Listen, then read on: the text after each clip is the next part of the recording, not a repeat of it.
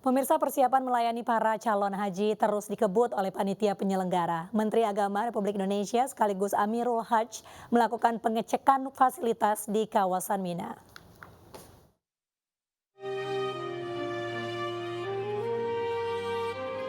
Panitia penyelenggara ibadah haji Arab Saudi memastikan pelayanan jemaah calon haji Indonesia saat berada di Mina sudah hampir rampung.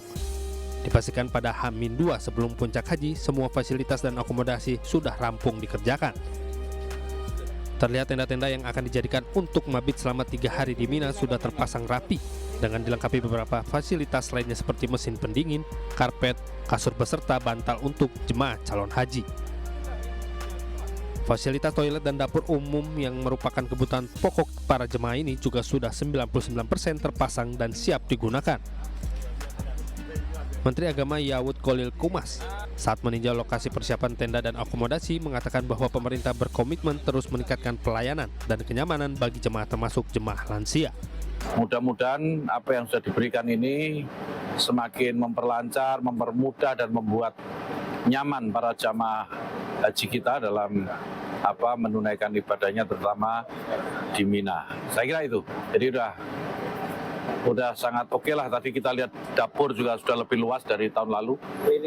Ada klinik juga lebih luas dari tahun lalu dan saya tadi minta ditambahkan pendingin di klinik. Mabit di Mina merupakan rangkaian dari puncak haji, di mana nantinya para jemaah pada tanggal 10 Zulhijjah akan bermalam beberapa hari dengan melakukan ibadah lainnya seperti melempar jumroh di Jamrut, baik jumroh Aqobah, Wusto maupun Ula. Dari Makkah, Arab Saudi, Ahmad Tasori Ainis melaporkan. Selain itu, pemirsa, petugas penyelenggara ibadah haji Arab Saudi juga terus melakukan persiapan menjelang puncak ibadah haji 1444 Hijriah. Salah satunya dengan membangun posko kesehatan. Petugas penyelenggara ibadah haji Arab Saudi terus melakukan persiapan jelang puncak ibadah haji 1444 Hijriah.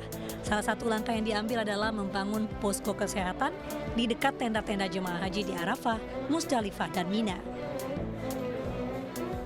Langkah ini dilakukan untuk mengantisipasi banyaknya jumlah lansia dan jemaah haji yang memiliki risiko tinggi. Ada 50 jemaah di setiap kloter yang berisiko tinggi, sehingga ada kemungkinan untuk dilakukan safari wukuf.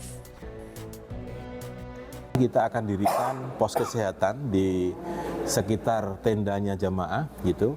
Itu ada pos besarnya yang itu juga bisa merawat gitu ya. Ada nanti kira-kira sekitar 20 bed untuk jemaah yang perlu perawatan lebih lanjut atau mungkin perlu kalau heat stroke itu karena panas gitu. Itu juga ada ruang untuk pemulihannya gitu ya. Kita sediakan di sana.